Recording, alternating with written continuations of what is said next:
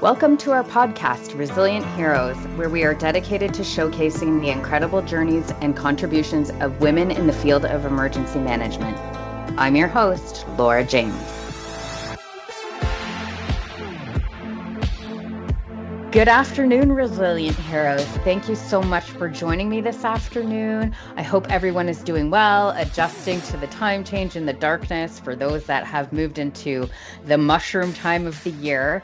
I am really excited to introduce you to today's guest. We have known each other for about a decade.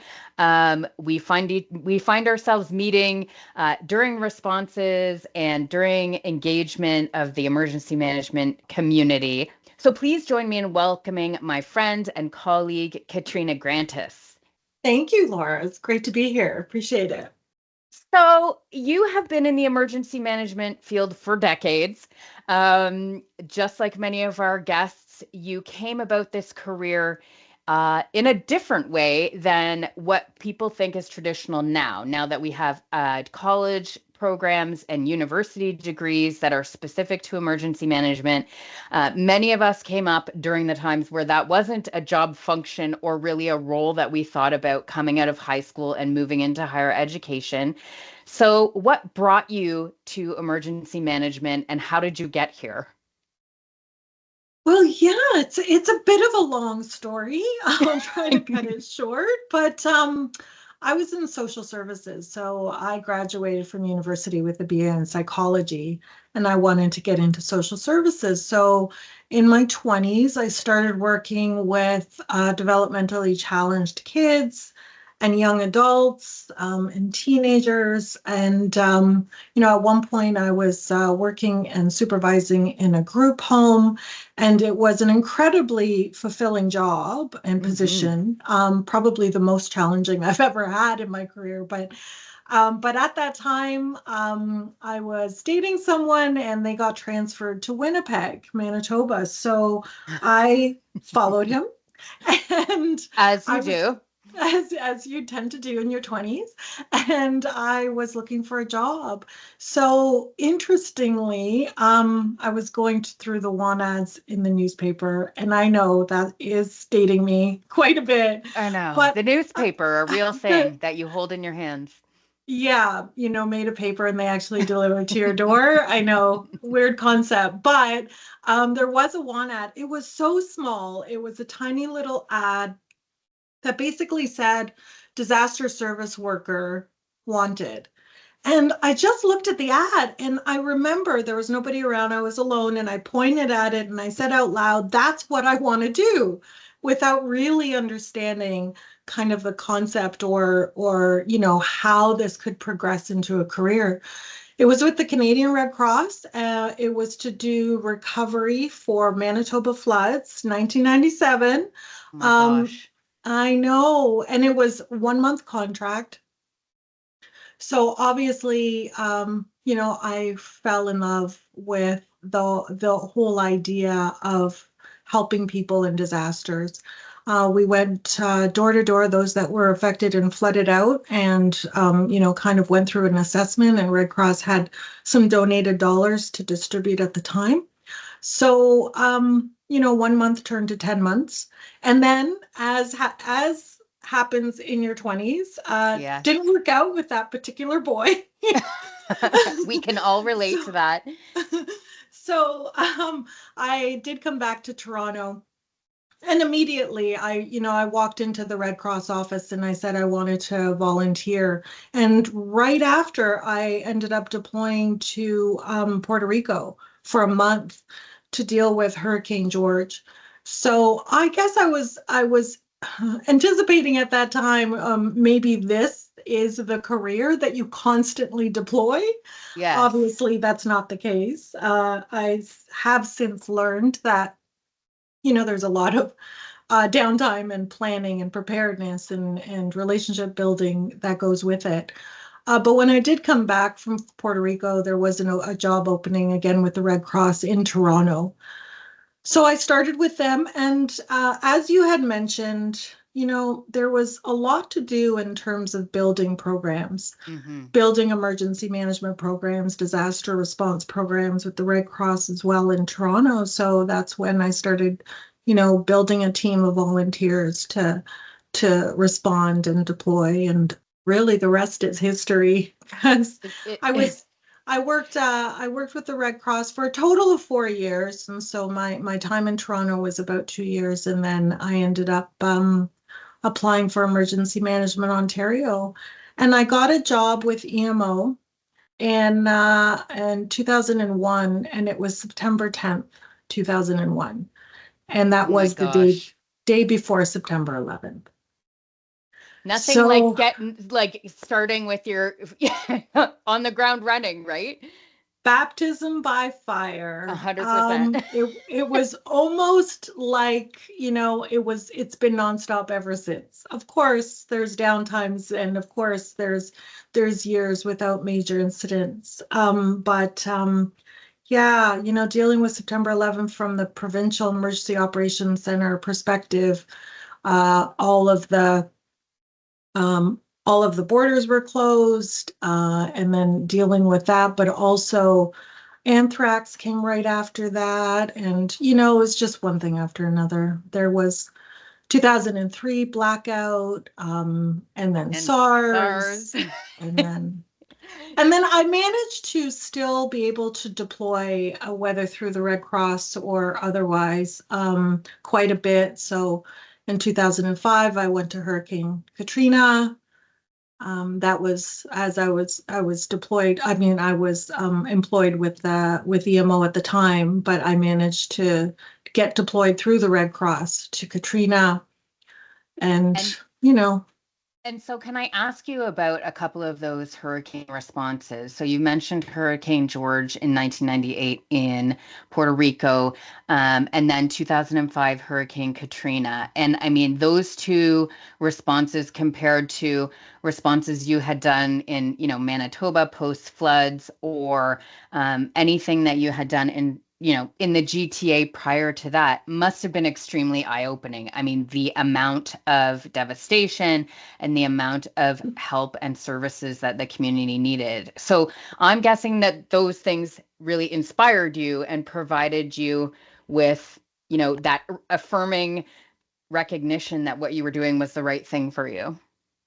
yeah, absolutely. Actually, I still to this day, what is it, 27 years later, love deploying. And I love deploying because again, going back to that fulfillment, that feeling of fulfillment, that ability to be able to help on the spot, at the time, real time. So yeah, that really did inspire me. And bringing all that experience back to, again, kind of building programs and preparing and planning. I don't think there's anything like that kind of experience, especially when you see something so big, so devastating. There are so many components, so Mm-hmm. many moving parts, so many people involved. It's still overwhelming to think about how someone can coordinate and be in charge of all that. um, It and is. so just conceptually, it's interesting just to be able to tap into that to figure out, how you could structure a really big incident and respond to a big incident. And certainly, I think that boots on the ground experience is second to none when we look at, we do have floods and fires and tornadoes and, the odd hurricane in the 60s here. But Yeah. really, I mean, to get that full picture of the amount of coordination and planning um, and the moving parts, as you said, that come into play, the fact that you have been deployed to these massive responses, I think makes you a better planner, and a better part of our Canadian team for having experienced those things. I think so. I think so. And that would be my advice as well, because if you're not boots on the ground, and not only boots on the ground, because obviously firefighters put out fires and police officers respond in police related ways. And, even military can be boots on the ground, definitely. All that experience and expertise is amazing. But when you deal with people who are affected by an incident, and also, able to see firsthand the devastation, that I think that creates an imprint that you carry in everything you do in emergency management, because you're really planning from that lens. How do there's a human factor. How do we help the people who are affected? And I think so. I would 100% agree and say, from my perspective, I was working in an EOC before I ever went inside the yellow tape. So sort of backwards to your experience. And then once I had my first, interaction with evacuees and displaced folks from the community, and really felt the impacts of those folks and talked to them face to face, it 100% shifted the way I manage and consider what priorities are in the EOC. So I encourage everyone to volunteer, to, anytime there's a response, try and get out there, because it will shift your view, understanding that these people are not different from you. They Yes, are exactly. is no different from you or your husband or your children or your parents. And seeing them face to face, understanding their needs, makes every response that you engage with as an EM person down the line different, because you understand that it's not just dealing with the impacts of whatever that emergency is. The actual impacts of that emergency are not just on our infrastructure and not just on our environment. They're actually on the people. And when we start with that lens, I think our response and recovery is different. Yes. And I kind of look at it as you respond with empathy. Um, 100%.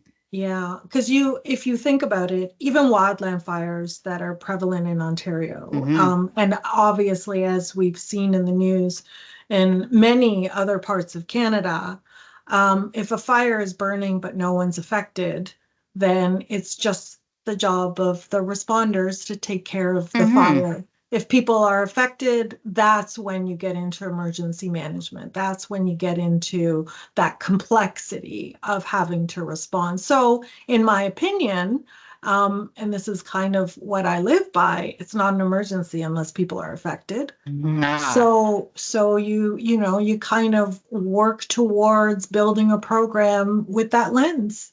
And it seems to work well. There's also that human factor, because you have to make assumptions for that human factor. If you get the experience of boots on the ground dealing with people who have been affected by a Mm-hmm. devastation, then you're also getting a perspective of things aren't going to go exactly how you planned. and Exactly.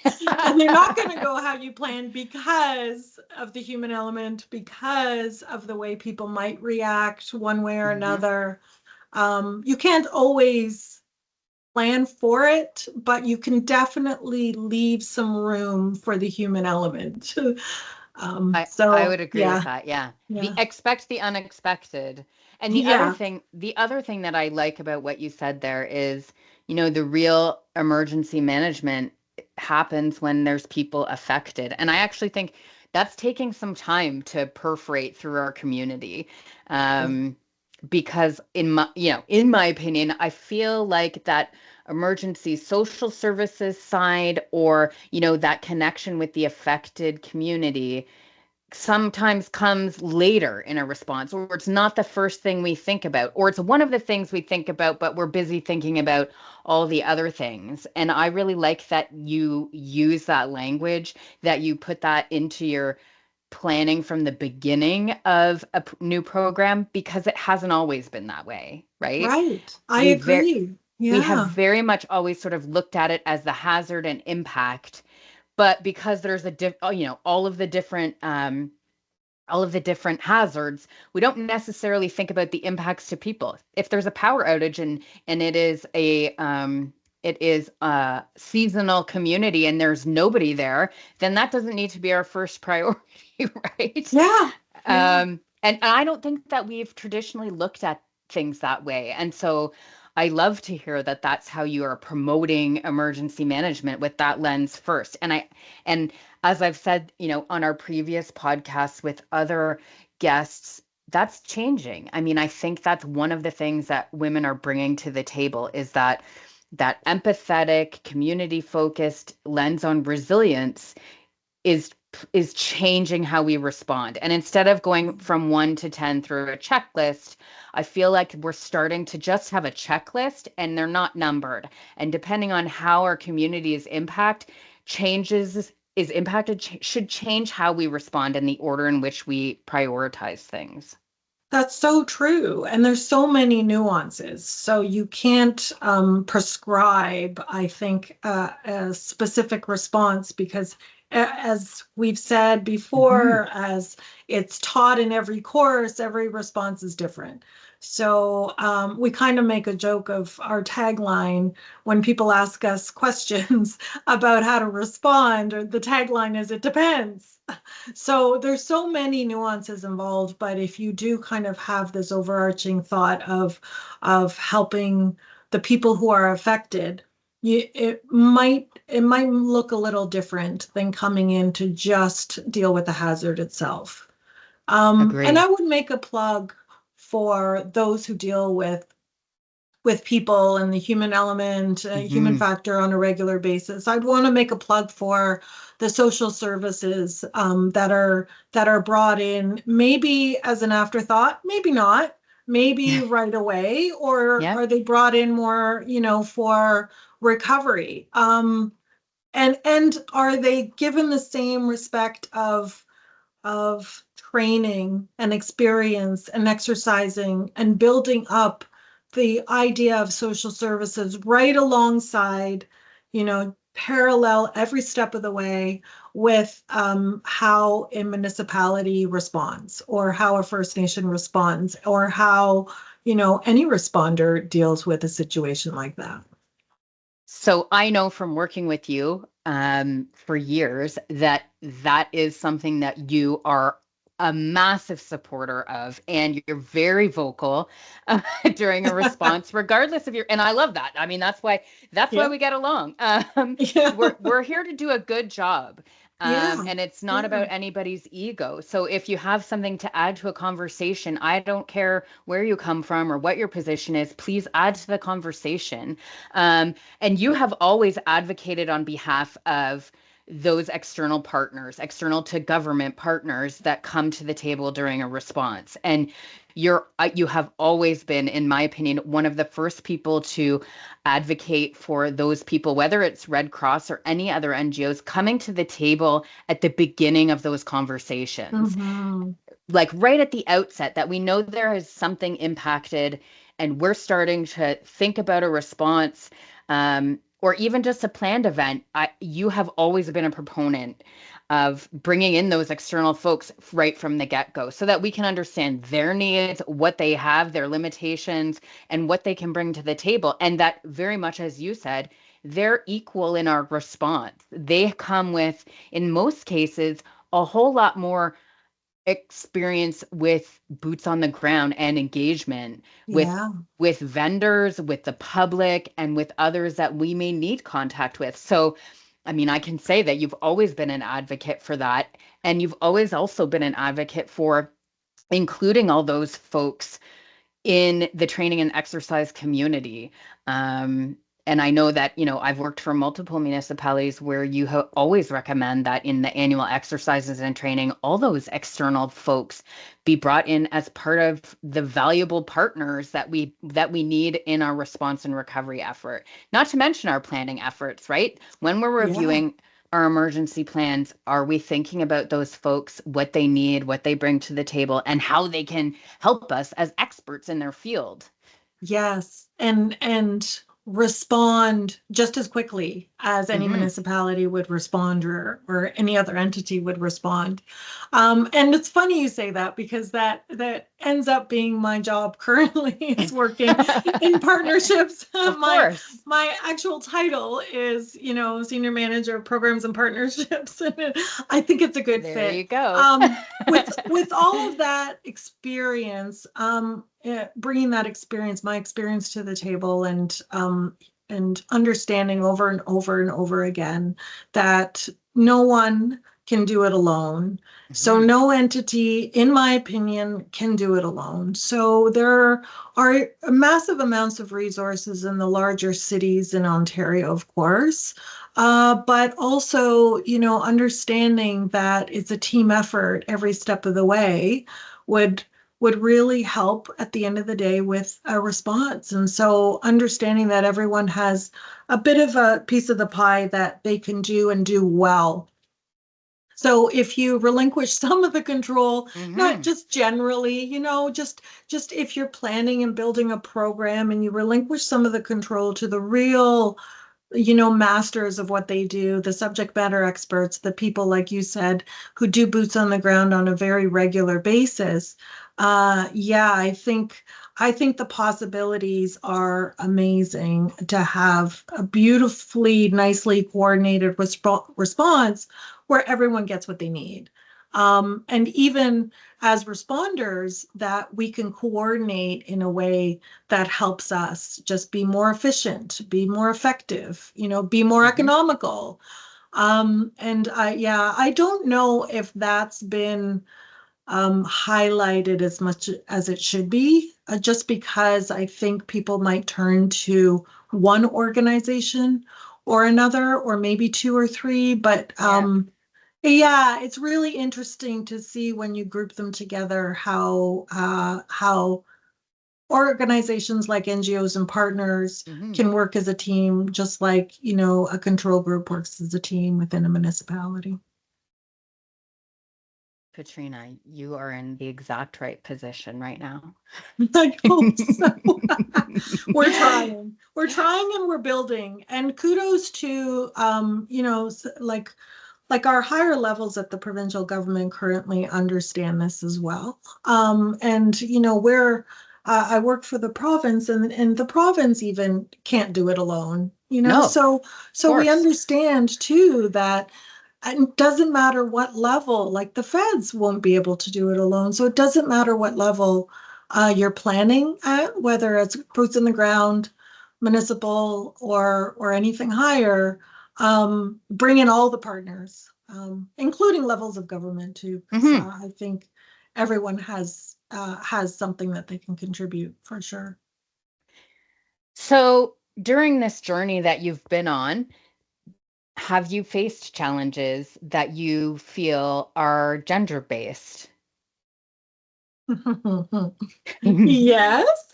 It's a loaded question, but I would say Yes. that, Yeah. the reason why, and I'm happy to say actually that there's been a lot of momentum that Resilient Heroes is receiving because there hasn't been a voice for women in EM where we can talk to each other about our experiences and lift each other up, at least in the podcast realm, in Canada Mhm. and in the United States. And what I'm finding is women are really gravitating towards the ability to have these conversations, not at the exclusion of our male colleagues, friends, and partners, but with their knowledge and understanding that we're pushing forward in our careers and we bring a lot to the table. So Hmm. knowing that you started, as I did, in a totally different field and coming at it from, the boots on the ground inside the yellow tape NGO lens when you first started, tell me about what your experiences were. Well, it's interesting because I was naive, not naive, in terms of emergency management or life per se, Hmm. but naive thinking that I would be like there would be a gender bias against or towards me.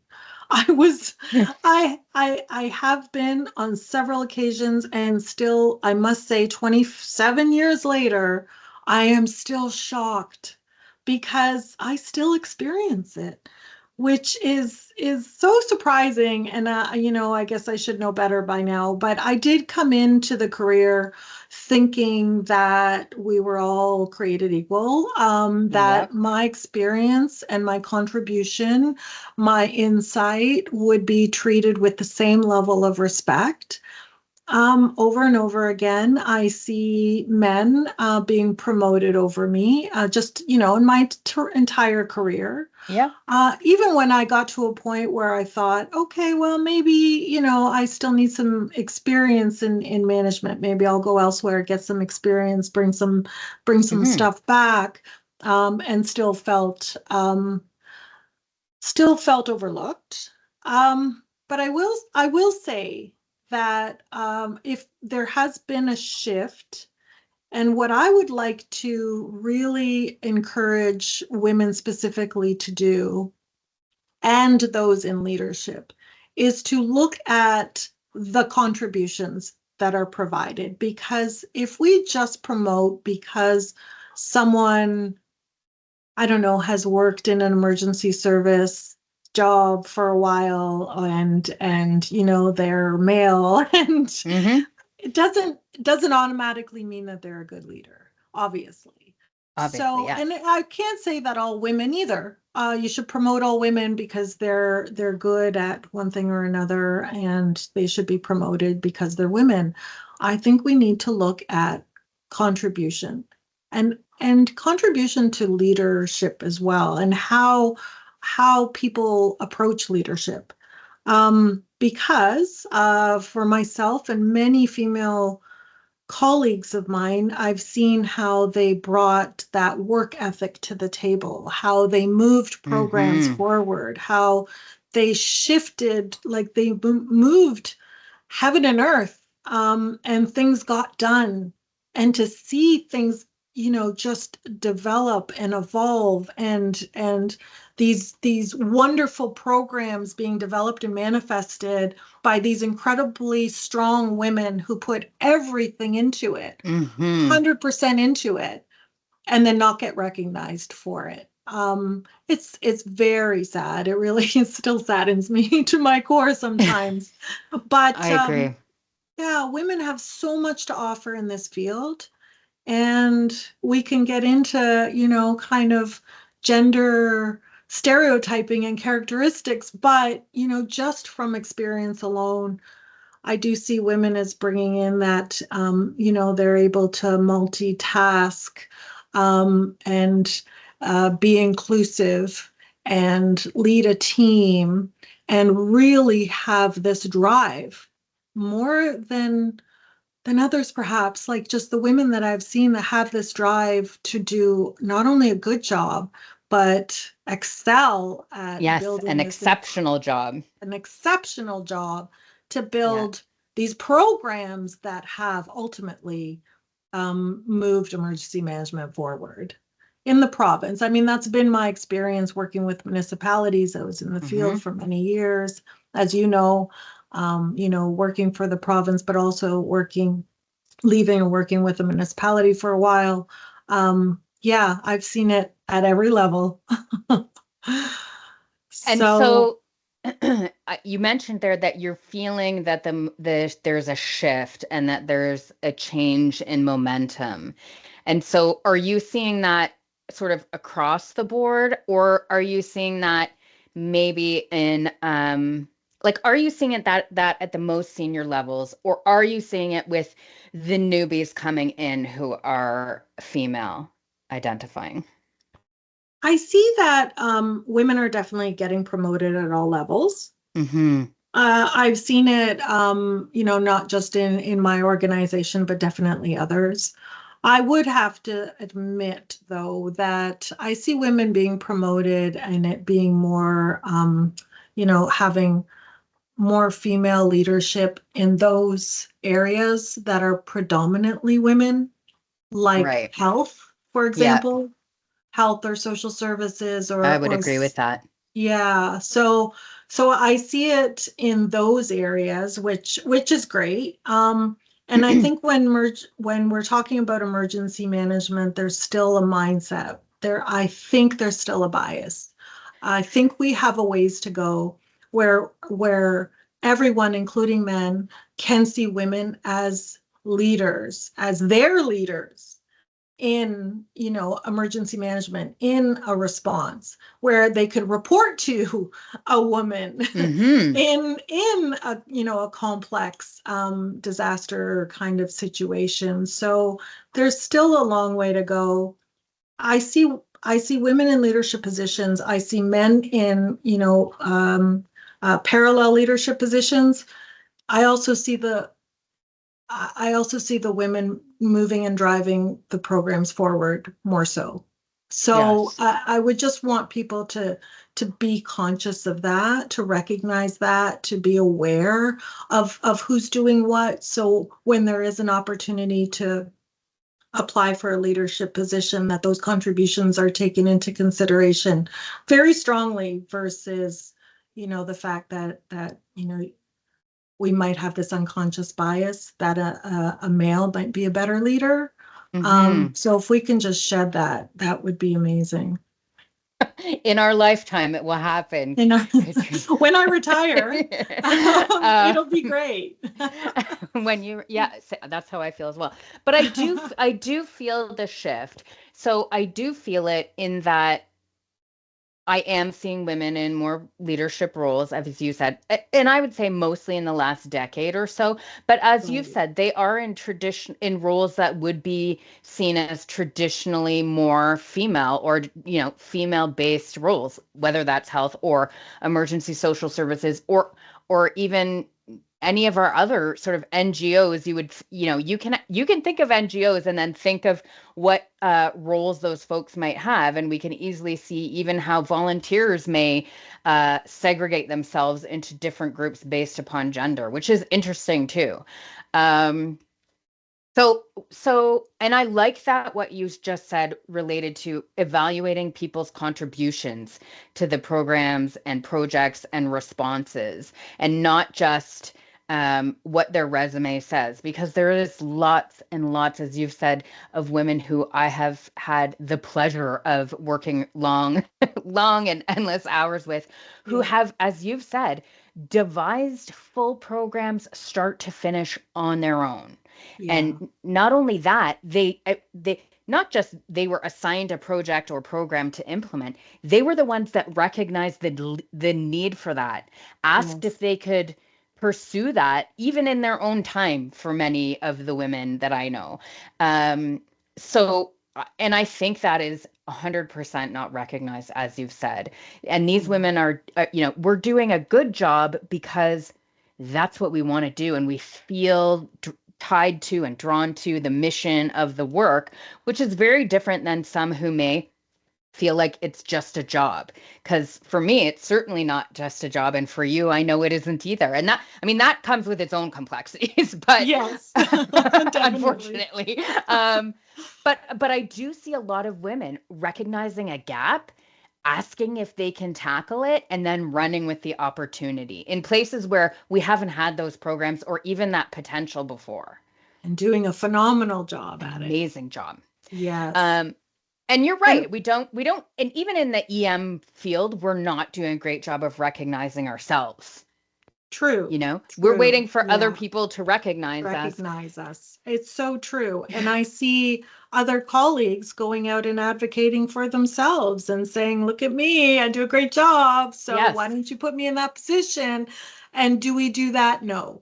Or not, obviously not as much, and we're not as prone to being able to just go and talk about how wonderful we are. No, nor do I have time to do that. Nor do I feel I should do that. No. Because honestly, I feel that, my job, my work, my experience, everything should speak for itself.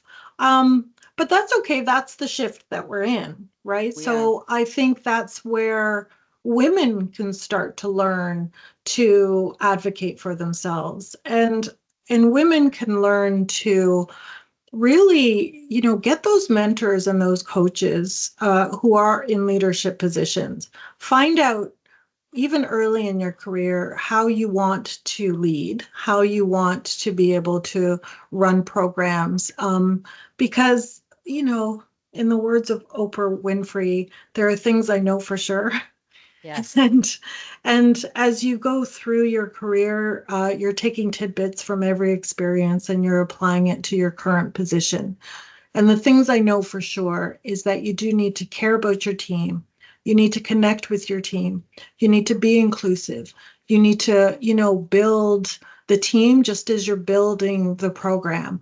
So there are definitely elements that you can learn early on that will help with that contribution piece. And just being ethical and having those standing on that moral ground, I think is, for me, it's helped me deal with those moments where if I have felt slighted or if I have felt that I've been overlooked or if I do feel there it's, either misogynistic or there are gender biases, Yes. at least I know that I'm standing on my own moral ground and I'm okay with that. And I'm okay with continuing to build and to fight and to move forward and to be vocal. Resilient hero And you are. yes. And Laura, I have to say, and connecting with women like yourself. We've worked together quite a bit, Mhm. and you just recognize, that oh, what's the word I'm looking for? Um, Someone who sees and approaches work in the same way, and is a fellow woman who Mhm. is more than willing to speak her mind, just as all men do, more than willing Correct. to Yes. clarify the right way to do something, or right or wrong. This is another perspective, to voice the perspective. But what I would also encourage women to do as they're moving forward in their career is to voice when, things aren't right, things don't feel right, things feel that maybe there is a bias 100%. here, because the more we vocalize it, the more we're going to bring it to light. And we tend not to vocalize it as much, maybe in the past as we should have. Maybe that's where we're changing, You just, know, yeah. I agree with that. So I just got goosebumps when you were talking about that because there are specific times in my career where I remember being just so wanting to speak up on behalf of someone else in the room, and didn't feel that that was my place, and I didn't have the space given to me to do that. And I think that comes from not necessarily being given a voice or feeling like I don't have an equal voice at the table. And that starts early on for us. Yeah, um, it does. and and there's so many times now that I'm, approaching my 50s quickly, um, where I think to myself, if that was me today, I would have I would have, put my foot down, or I would have spoken up on behalf of that person, or I would have made it known that that's not right and just accepted it. Right. Um, because I was being told by, leadership, whoever that was, that, this is the way it's going to be, or this is the decision that's been made. And I believe, just like you believe, that, there's no one leader leading a team of people. We're a team of people that were brought together to work together in this environment during blue sky days and gray sky days, and that every person on the team is valuable. And every person on the team has a life outside of work. Everybody on the Mm-hmm. team has bad days. Everybody needs support. And, I have had so many positions where I didn't have the ability to say what needed to be said, whether that was on my own behalf or on behalf of someone else. And I am just really finding that voice now. And I'm not alone in that. And that is, I think, to your point, if that's the progression that we're finally being able to say to the next generation behind us, Mm-hmm. Mm-hmm. like, there is space in this room for your voice, your questions, your opinions. Take the time that you are deserving of, because I didn't feel that I had that and I was afraid to voice it in many cases. Yes, yes. I'm gonna ask people to balance it. I'm gonna Yes. ask people to have a voice, especially if you feel that others have a voice over you, then, cut that short. Say, actually speak up and say, no, I'm the one that said it, not that male colleague that you just gave credit to, because that's Mm-hmm. happened over Mm-hmm. and over and over again in my Over career. again. Yep. But also understand too that you need to put in the time. Every emergency management professional needs to put in that time. Everyone starting in this field needs to get that experience. So everyone doesn't always need to say anything, but speak up when it's relevant, when it Yes. matters, When it when matters. you do have a contribution. And I think that's the good balance, to really stress, where it's not just a matter of always speaking up, but also listening and learning and absorbing and bringing that to every job you have, every position you have, and learning from it, because it does take time. I've heard again over and over in my career that you can bring in subject matter experts in training, for example, Mm-hmm. and they could learn emergency management. Never really sat well with me, because I always thought that there was so much of that historical perspective that you could bring Mm-hmm. to, that particular position or job. So, you can learn emergency management, of course, but it does take time. It takes And time. I think everyone needs to realize that it really does take time to build up that experience and that expertise to be able to build then a program. So, Resilient Heroes, that concludes part one of this two-part episode with Katrina Grantis from Emergency Management Ontario. Check out episode 7 for the second half of my conversation with Katrina. See you soon. The opinions expressed on this podcast are those of the hosts and guests and do not necessarily reflect the views of Buffalo Computer Graphics. All content is for informational purposes only. Are you or someone you know a resilient hero and would be interested in contributing to our podcast? We would love to hear from you. Please contact us at RHpodcast@buffalocomputergraphics.com.